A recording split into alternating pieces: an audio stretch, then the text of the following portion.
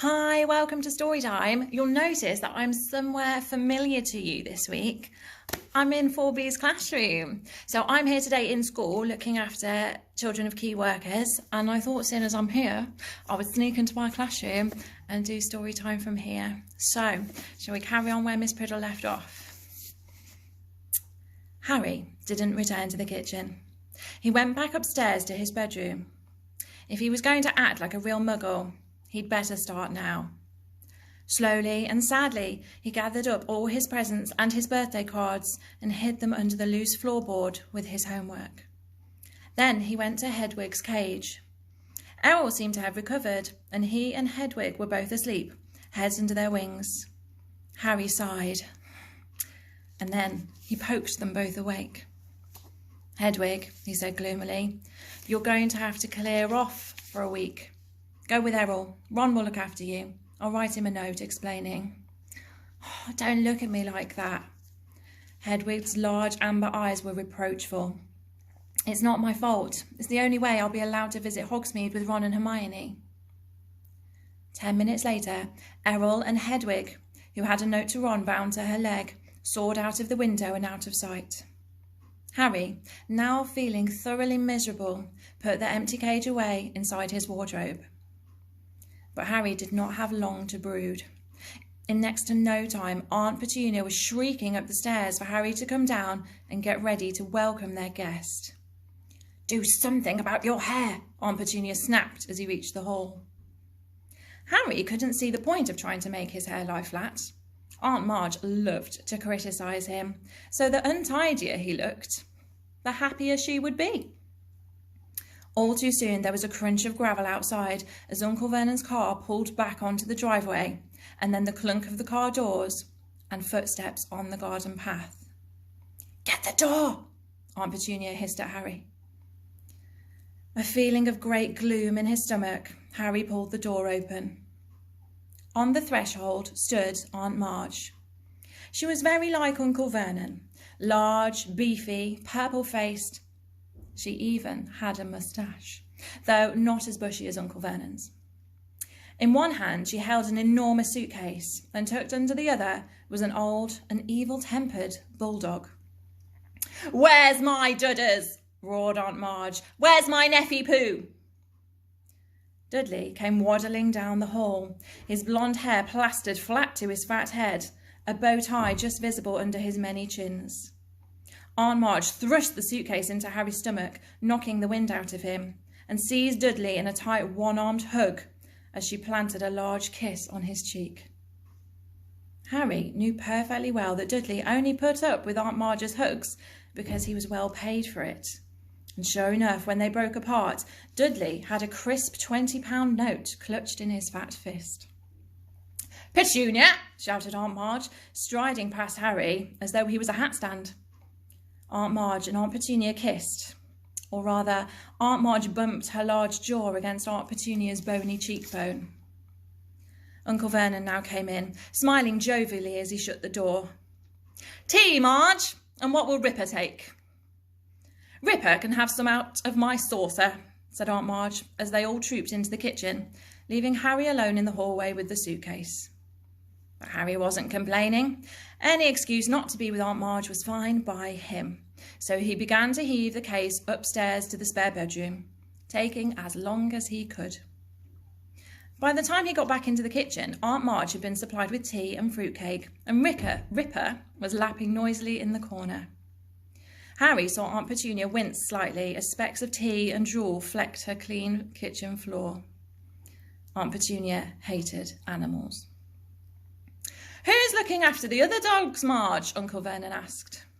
"Oh, I've got Colonel Flubster managing them," boomed Aunt Marge. "He's retired now. It's good for him to have something to do. But I couldn't leave poor old Ripper. He pines if he's away from me."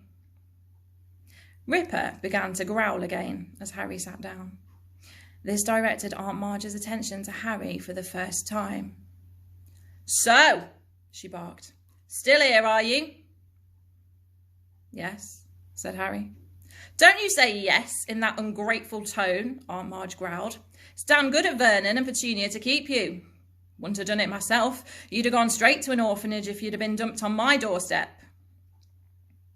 Harry was bursting to say that he'd rather live in an orphanage than with the Dursleys, but the thought of the Hogsmeade form stopped him, and he forced his face into a painful smile. "Don't you smirk at me," boomed Aunt Marge. "I see you haven't improved since I last saw you. I'd hoped school would knock some manners into you."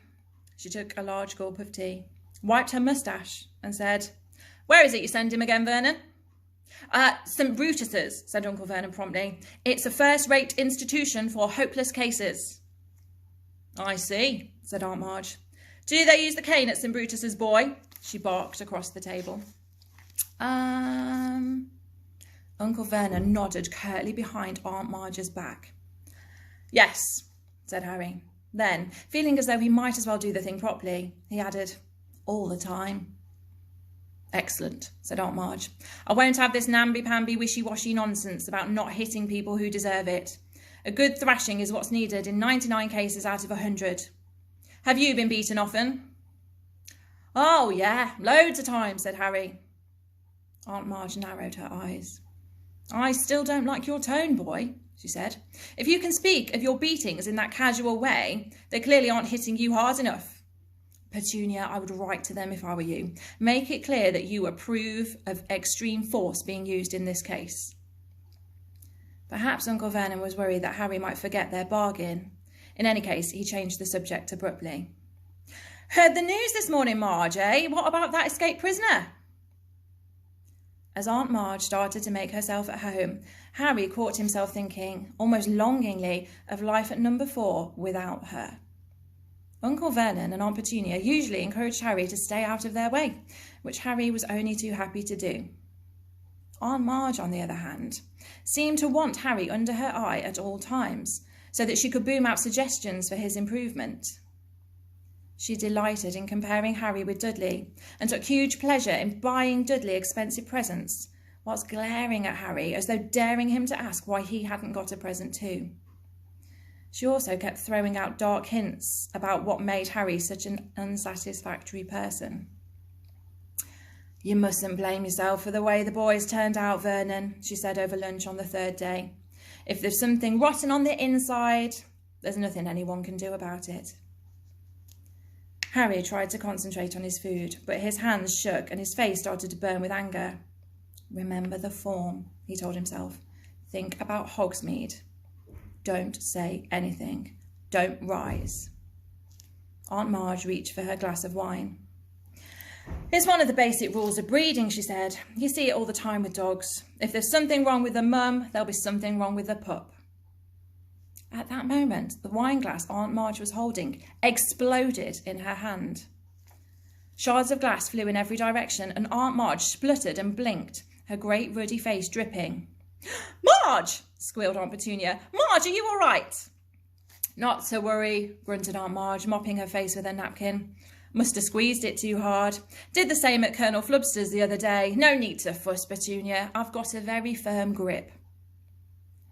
But Aunt Petunia and Uncle Vernon were both looking at Harry suspiciously, so he decided he'd better skip pudding and escape from the table as soon as he could. Outside in the hall, he leaned against the wall, breathing deeply.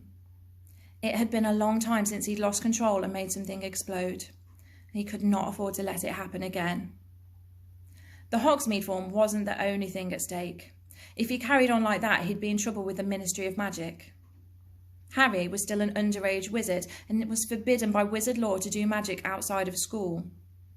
His record wasn't exactly clean either. Only last summer he got an official warning, which had stated quite clearly that if the Ministry got wind of any more magic in Privet Drive, Harry would face expulsion from Hogwarts.